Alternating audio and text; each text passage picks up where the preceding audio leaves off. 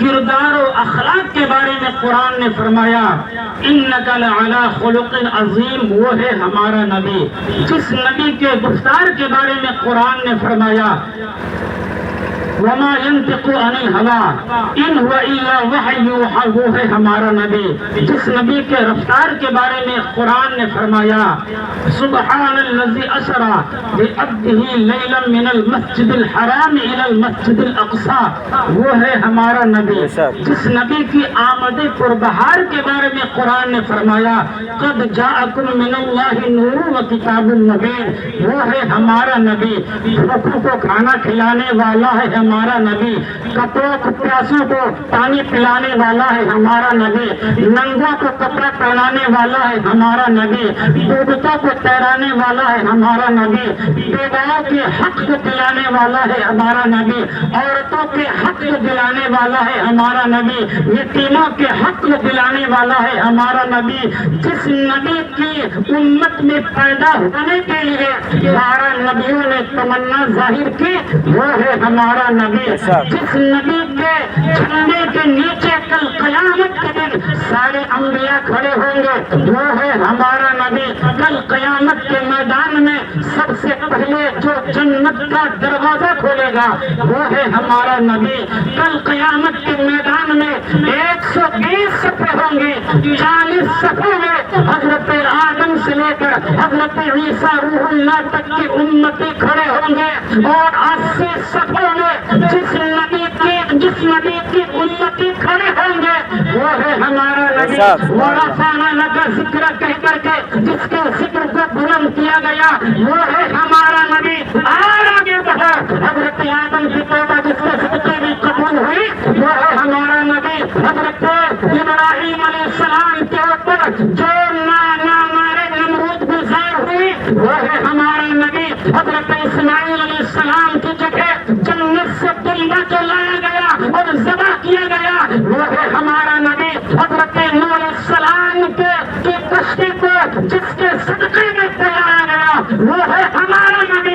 کائنات کا ذرہ ذرہ جس کی رضا چاہتا ہے وہ رب تبارک و تعالیٰ جس نبی کی رضا چاہتا ہے وہ ہمارا نبی ہے۔ نبی تو بریلی کا تاجدار فرماتا ہے خدا کی رضا چاہتے ہیں تو عالم خدا چاہتا ہے رضا محمد صلی اللہ علیہ وسلم۔ نعرہ تکبیر، نعرہ رسالت، نعرہ رسالت، جشن عید میلاد النبی، مسلک اعلیٰ حضرت، نعرہ تکبیر، نعرہ رسالت۔ بہت خوب ماشاءاللہ۔ سچا ہمارا نبی، دینے والا ہے ہمارا نبی، لاجواب ہے ہمارا نبی، بے نظیر ہے ہمارا نبی، حسن والا ہے ہمارا نبی، کمال والا، بولو سبحان اللہ، سبحان اللہ۔ اتنا بھی نہیں بول سکتے ہو، کمال و خوبی والا ہے ہمارا نبی، سارے کمالات ساری خوبیاں جس نبی کے اندر ہے وہ ہے ہمارا نبی۔ ہمارا نبی بہت لاجواب ہے۔ عزیزان ملت اسلامیہ، اگر آپ بولو گے تو میں بولوں گا، خاموش ہو جاؤ گے تو میں بھی اتر جاؤں گا۔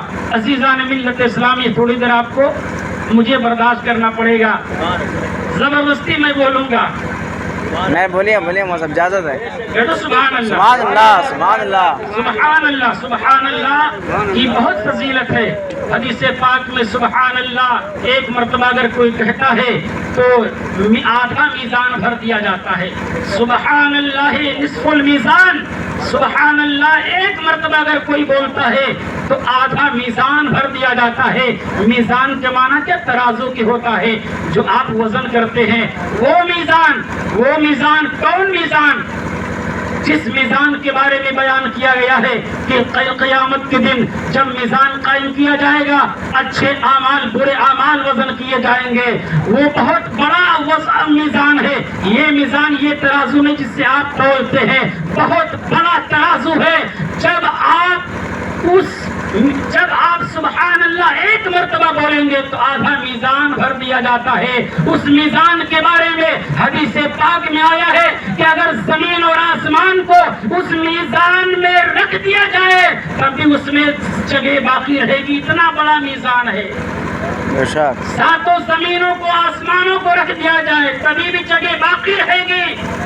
اس میزان کے حوالے سے آیا کہ اگر آپ آدھا بھرنا چاہتے ہو تو کہو سبحان اللہ سبحان اللہ، اور اگر پورا میزان بھرنا چاہتے ہو سبحان اللہ والحمدللہ تملأ المیزان، اور الحمدللہ جب بولو گے تو پورا میزان بھر جائے گا۔ سبحان اللہ کثرت سے بولا کرو اس کی، اور اس کو آپ ورد زبان کر لو، اڑتے بیٹھ تو سبحان اللہ، لیٹو تو سبحان اللہ، چلو تو سبحان اللہ، آپ ورد زبان کر لو، اس کی بہت فضیلت ہے عزیزان ملت اسلامیہ۔ میں تفصیل میں نہ جا کر کے وقت کو بھی میں دیکھ رہا ہوں، جس آیت کریمہ کی میں نے تلاوت کی ہے قرآن پاک میں رب تبارک و تعالی ارشاد فرماتا ہے کل نفس ذائقۃ الموت، ہر نفس کو موت کا مزہ چکھنا ہے۔ عزیزان ملت اسلامیہ، آج کچھ دیر موت و حیات کے حوالے سے آپ کے سامنے گفتگو کروں گا۔ ہر جان کو موت آئے گی، سب کو موت کا مزہ چکھنا ہے۔